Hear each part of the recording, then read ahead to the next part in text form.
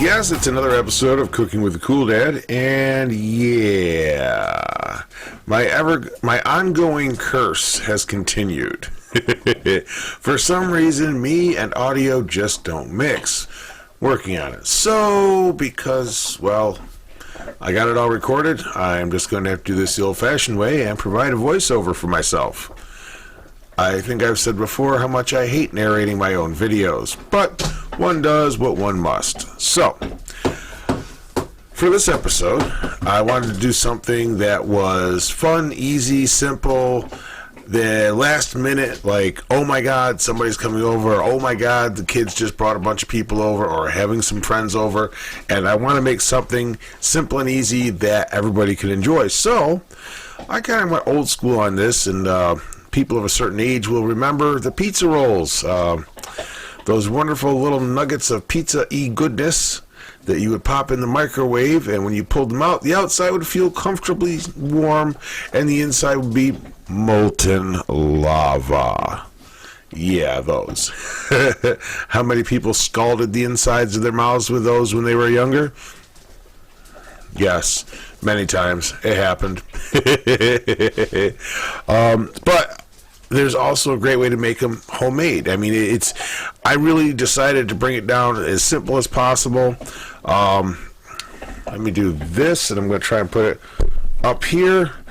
Some of the video I did record, I can show you that all I got was some marinara sauce. I forget the order I got. Oh, yeah, marinara sauce, mozzarella cheese, pepperoni, and a couple of tubes of Pillsbury pizza crust. Really, that's all it takes. I mean, if you want to put different toppings in your pizza rolls, you can. That's just what I chose. I actually wanted to do pepperoni and pineapple, but Mrs. Cool Dad vetoed that. Yes, I'm setting the internet on fire by saying I like pineapple and pepperoni on my pizza. Personally, I just like the mix of the sweet and savory. But that's me. So, anyway, we'll drop down below, and I'm going to narrate the rest of this video until we come to the end. So, I'll see you guys down below. Okay, I did not open this ahead of time. I thought about it, but I decided you would all appreciate the pop, and I'm going to adjust my camera angle just a little bit here. I think I actually said that when I originally recorded it, too. So to start with, we're taking our first pizza crust dough, and I did just buy Pillsbury because it's what they had at the store. You can buy fresh and put it out, do whatever you like. The videos I've seen where they've done this online, sometimes people use ice cube trays. I wanted to make this as simple as possible for everyone because these days not everybody has ice cube trays. So I'm doing it on a flat cutting board with 2 pieces of pizza dough. Once you have your pizza crust dough open, you're going to basically unroll it, spread it out. You just want to get a nice full coverage. If you have a flat, clean countertop, you can use that. I'm using a cutting board, so I'm just making sure it's actually, stretched out so it's a full coverage of the cutting board. I still hate narrating my own videos. Now I'm just kind of patting it, making sure it's all spread out. The second part, we're going to grab, let me grab a cutting board first after I move the pizza dough slightly out of the way. Nope, I didn't do that yet. God, this is so annoying. One of these days, I will get the audio to work. So, now we're going to get into the mozzarella cheese. I have no idea what I was talking about there, so we're going to have to guess at that later. But I'm getting out a cutting board now, so I can cut the mozzarella cheese on it. I did buy fresh mozzarella at the store. You can use whatever cheese you like. I just particularly prefer the fresh mozzarella. It's the flavor, the texture, it works for me. Again, do what works for you. If you want to buy shredded and munch it up a little ball to put it in there, that works too. Now that we've got the mozzarella out, I'm going to dissect it. Kidding. We're going to cut it in slices. I cut it, that was quality control. I cut it in slices about 1/4 to 1/2 inch thick. I find that to be a good thickness for this type of usage. And yes, I'm going to continue on and slice most of the log. Talking about quality control, talking about how I like Fred's mozzarella.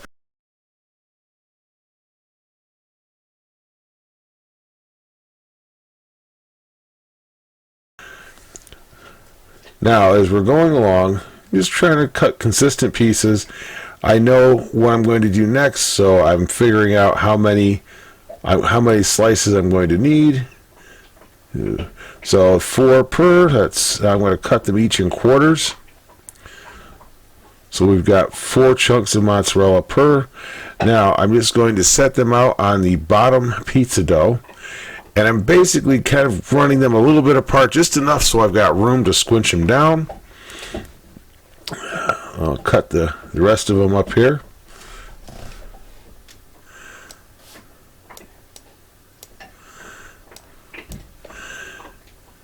So roughly I've got 6 across by 5 down, which gives me 30 pizza rolls I'm making out of this. Overall, not a bad yield. And again, it's just space them out. There's no particular science to it. You just want to get them all roughly evenly spaced. If you really want to be, a little OCD about it, feel free to measure and divide, but I personally just kind of eyeball it as I go. I'm going to get the rest of these in here.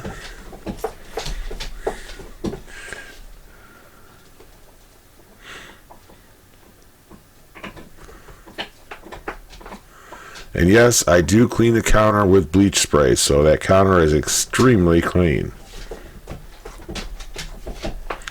And do not cut yourself with your knife. That is just a personal recommendation. I did not cut myself during this video, but as we all know, I have in the past. Not fun. And we're almost there. I'm going to cut the last one. I'm only using 2 of these cubes. Don't worry, it won't be wasted though. Quality control will take care of those last 2 cubes. But for the moment, I'm going to slide the cutting board for the cheese over to the side and get out the pepperoni. And again, I just bought an inexpensive box of pre-cut pepperoni. It was under $2. You can use the toppings you enjoy. I actually think the most expensive part of this whole pizza roll build was I think it was actually either the mozzarella or the 2 tubes of pizza dough. I think it might have been the 2 tubes of pizza dough were a little bit more. The mozzarella I think was $6, and the 2 tubes of pizza roll crust were $4 each, so about $8. But still, overall, not a bad. For under $20, you got 30 pizza rolls that you made yourself. So there's a little bit more to that. Now we're just putting a slice of pepperoni on top of each chunk of cheese. This is the fun part, the assembly. I believe I was expounding on some random thought I had at this point. But since I don't remember, we're just going to kind of observe and watch it all come together, even though a portion of it is off camera. And I apologize as well for my dogs in the background as I'm recording the voice work for this. This is kind of being done on the fly since I want to get the video out this week. Now I'm opening the second tube of pizza crust dough. That one actually popped while I was opening it. Twist, pop, and drop. There we go.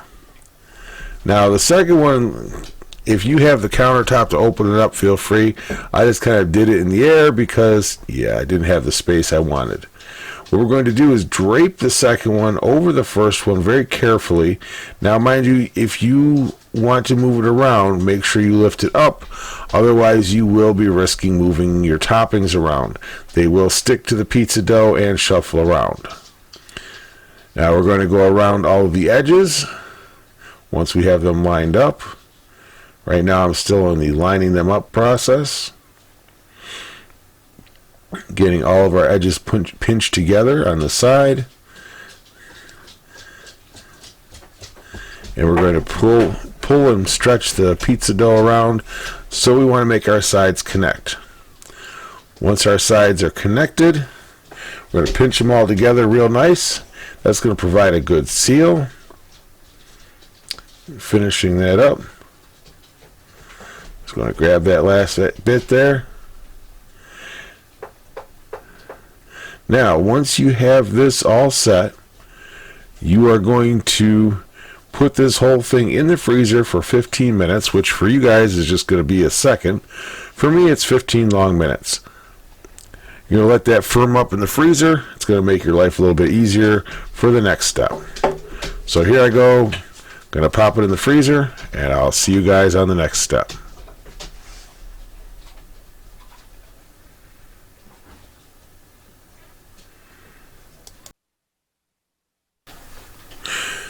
We have now pulled it out of the freezer after 15 minutes to chill it down. That 15 minutes will firm it up a little bit to make this easier for you. I'm using a grill skewer here. You can use pretty much anything you'd like to demark your lines, or demarcate, or score, whatever you want to call it. What this is doing is kind of setting up your boundaries for each individual pizza roll. It's allowing you to see where you're going to be cutting. It also puts a little bit of a seal onto the dough. It kind of pushes it together.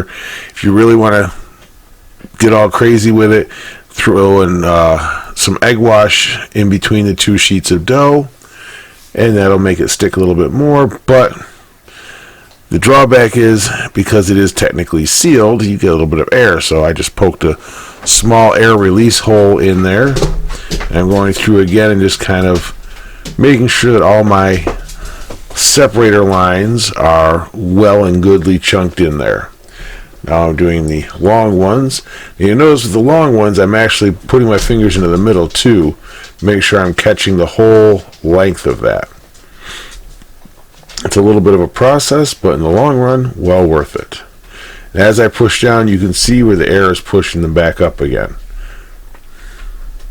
So just go back in until you get everything pretty well separated and looking good. And then break out the knife. And we're going to actually cut along the lines we just made to separate our pizza rolls. Because I'm doing it for the video, I'm going to do this first row, column, whichever you'd like to call it, before doing the whole thing. I'm going to do this one column first just so I can show you guys how we're doing it. Now on the right side of your screen, you will see where I have my pizza tray set up. I have it covered in tin foil, and I utilized my Pam cooking spray. Use whatever cooking spray you like to make sure that none of my pizza rolls stick. If on the end ones you have that extra flap, just fold it over.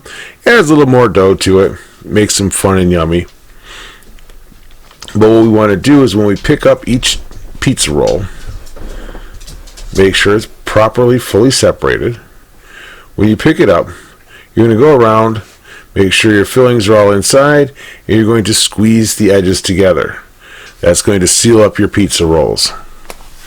It's going to keep all that ooey gooey lava goodness in there for you.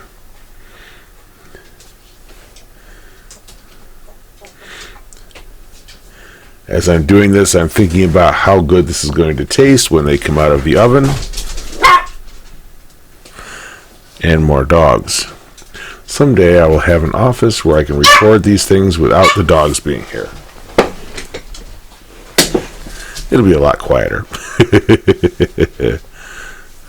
So again, I'm just going along, pinching the sides together to make sure they're sealed, covering up that air hole I poked. The nice thing is, it's pizza dough. It's easy to pinch it together and close up the little air hole. Popping them on the tray.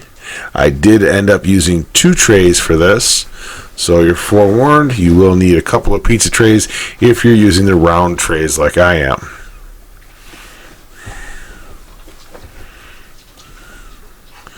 Looking good. And again, just kind of rolling the excess in on the ends there. So I'm not going to bore you guys with putting the rest of these on there. So I'm going to wrap this and come back once they're all done. I'll see you guys shortly. Okay, I've gotten them all wrapped up.